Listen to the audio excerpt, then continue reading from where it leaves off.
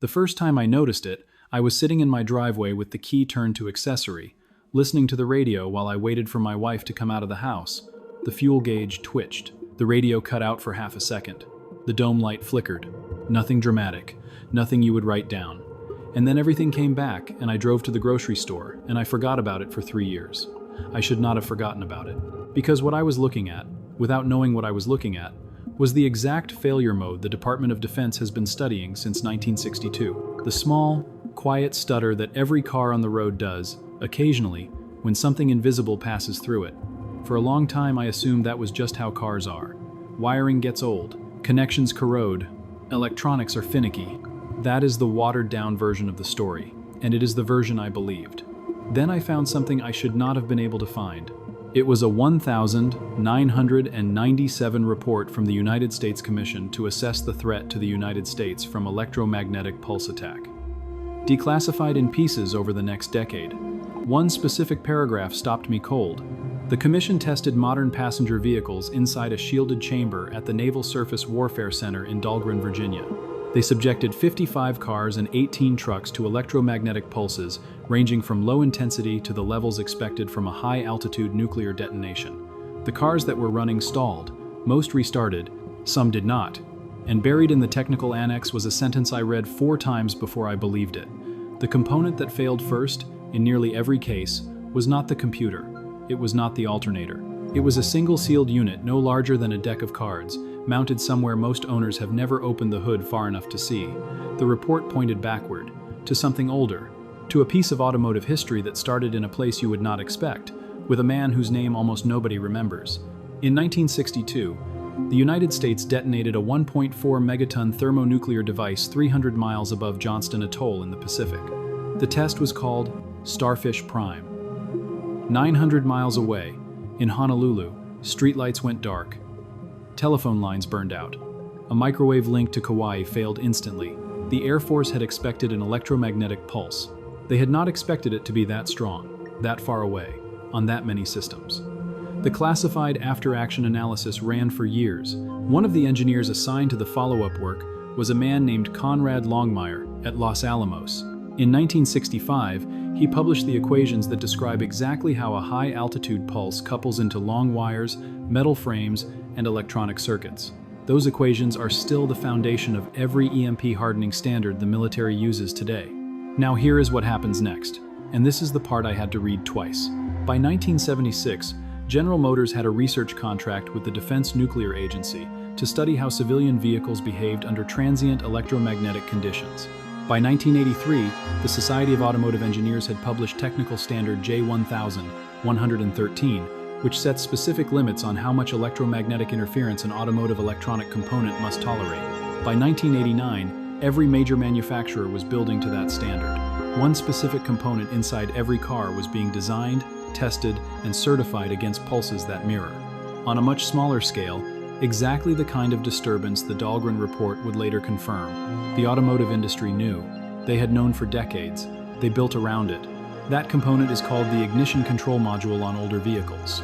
On most cars built after roughly 1996, it is integrated into a unit you will find labeled as the powertrain control module, or in some designs, broken out as a separate engine control module. On many vehicles, there is also a smaller, simpler part, often forgotten, called the crankshaft position sensor module. It contains a tiny Hall effect circuit and a transistor driver. That last part is what I want you to remember. A Hall effect circuit and a transistor driver, sealed in epoxy, sitting 6 inches from your engine block. I went looking for the price. On RockAuto, on Amazon, at any parts counter in the country, you can buy a replacement crankshaft position sensor, a basic ignition module for somewhere between $7 and $22, depending on the vehicle. $7. That is the part the Dahlgren report identified as the most common failure point. That is the part that is sitting in your car right now, doing its job a few thousand times a minute. That is the part that, if you keep a spare in your glove box wrapped in aluminum foil, will get your car running again after an event that the United States government has been quietly preparing for since the Kennedy administration. I want to slow down for a moment and explain the actual physics. If I just tell you to buy a $7 part, you will not believe me, and you should not believe me. You should understand it. A modern car engine runs on timing. The crankshaft turns. A small toothed wheel mounted to it passes a sensor. The sensor reads each tooth and tells the computer exactly where the engine is in its cycle. So the spark plugs fire at the right millisecond and the fuel injectors open at the right millisecond. Without that signal, the engine has no idea what to do. It stops. That sensor produces a tiny voltage, a few volts at most, traveling through a short wire to a transistor that amplifies it into a usable signal. A transistor is a delicate thing. It is built from layers of silicon doped with impurities, with junctions that can be permanently broken by a voltage spike of as little as 20 to 30 volts arriving faster than the transistor can shed it. An electromagnetic pulse, whether from a nuclear detonation at altitude, a geomagnetic storm like the 1859 Carrington event, a deliberate device built from parts available at any hardware store, induces exactly that kind of spike in any wire long enough to act as an antenna. Your car is full of wires. The wiring harness alone runs nearly a mile of copper through the average vehicle. Every inch of it is an antenna. The pulse races through that copper in microseconds, finds the most delicate junction in the system, and burns it. That junction, on most vehicles, is the transistor inside the ignition module, or the position sensor. You can verify this with your own hands in the next 10 minutes. Pop the hood. Look for a small black or gray plastic housing near the front of the engine, usually with 4 wires going into it, often mounted to the timing cover or the side of the block. That is your crankshaft position sensor. If you cannot find it, pull up a diagram for your specific year and model on any auto parts website. The part is there. It always has been. It is the cheapest thing on your engine, and it is the first thing that dies. Now here is what I want you to do, and this takes about 20 minutes and costs less than a tank of gas. Step 1. Look up the part numbers for your vehicle. You will need the crankshaft position sensor, the camshaft position sensor if your engine uses one, and if your car was built before 1996, the ignition control module. Write down all 3. Step 2. Order one of each. Rock Auto is the cheapest. AutoZone and O'Reilly are next day if you walk in. Expect to spend between $15 and $45 total for all 3 parts. For a Chevrolet small block from the 1990s, the crankshaft sensor is often under $10. For a Ford Modular V8, expect $12 to $18. For a Toyota or Honda 4-cylinder, somewhere in the middle. Step 3. When the parts arrive, do not install them. Wrap each one tightly in 2 layers of standard kitchen aluminum foil with a sheet of paper. Thin cardboard between the part and the foil so the foil does not short any of the pins. Then place the wrapped parts inside a sealed metal container. A small steel ammo can from a surplus store works. A clean paint can with a tight lid works. A cookie tin works if the lid seats firmly all the way around. Step 4. Put the container in your garage, in your trunk, or under the seat. That is your Faraday cage.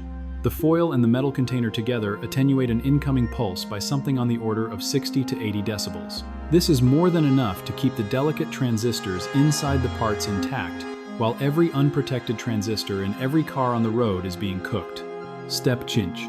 Keep a basic socket set, a small flathead screwdriver, and a printed diagram of your engine bay in the same container. After an event, swapping a crankshaft position sensor takes between 10 and 40 minutes depending on the vehicle. There is no diagnostic computer required. There is no dealer involved. You unplug the connector, remove 1 or 2 bolts, pull the old sensor, push in the new one, plug the connector back in, and turn the key. That is the entire procedure.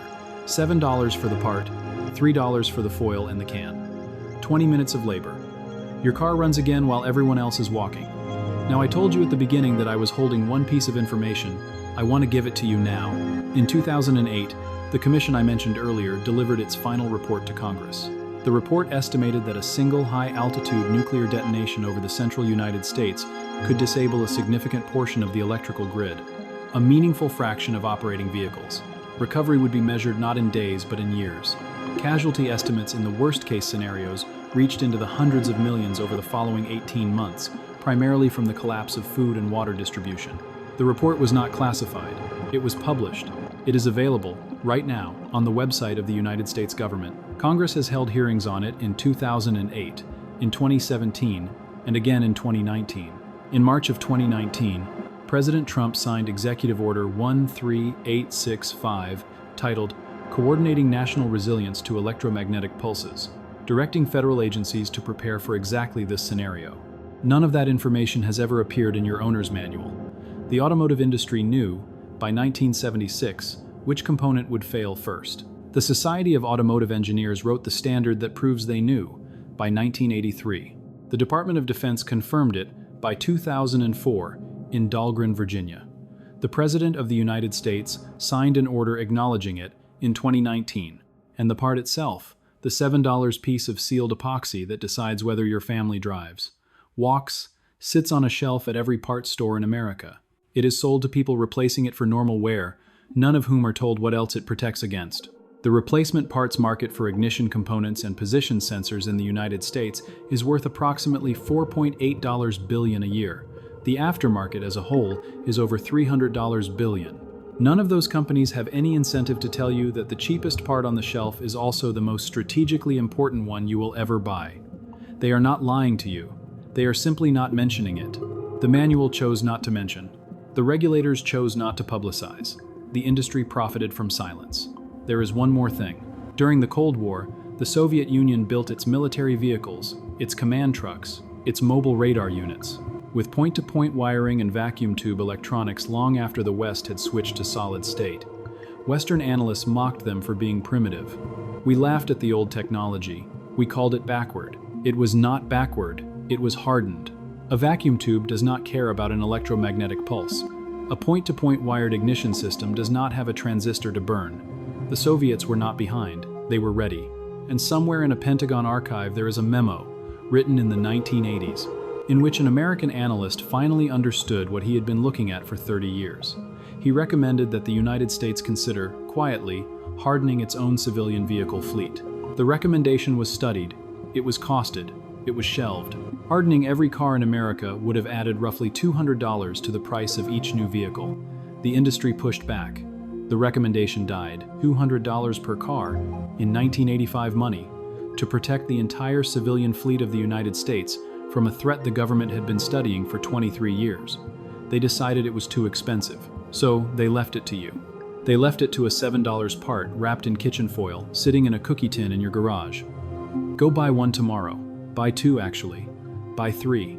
They cost less than a sandwich, and the second one is insurance against the first one failing. The third one is for your neighbor, the one with the diabetic kid who needs a working car to reach the pharmacy 30 miles away.